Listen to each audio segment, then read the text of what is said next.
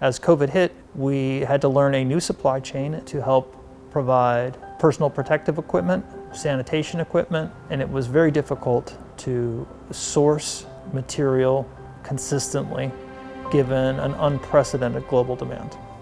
Right around February of last year, we started to notice that things that we took for granted were no longer available. Nitrile gloves, for example, are a mainstay for our maintenance department.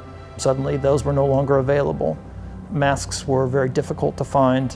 We had to learn a whole new supply chain, and we had to do it in competition with the entire world. Everything in this warehouse was not here a year ago, March 2020. We have added all of this material as a result of the pandemic.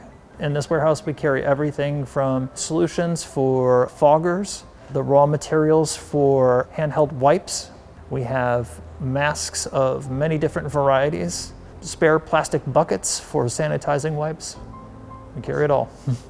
We had to get creative. We had to go on the internet. We had to go to Amazon. We had to start calling around to smaller vendors with the hope that maybe they hadn't been discovered yet. The top challenges, I would say at first, was hand sanitizer. If you wanted Perel hand sanitizer, you couldn't get it. We learned that some of the local distilleries in Portland were manufacturing their own hand sanitizer. We did that for quite a while, where we would just get bulk distilled hand sanitizer from local companies in Portland. We had to get very creative and think way outside the box, because we're buying like raw materials and trying to figure out a way to put all this together to get a product that our employees can use.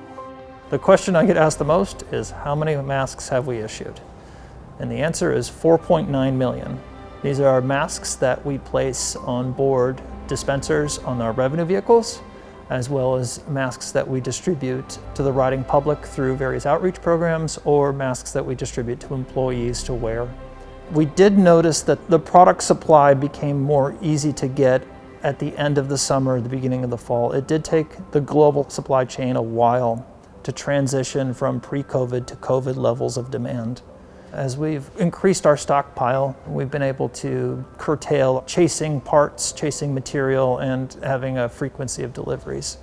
We're, as a purchasing team, extremely appreciative of the patience from the employees and the public. We just had to be relentless, and we just could not give up, and we just couldn't stop.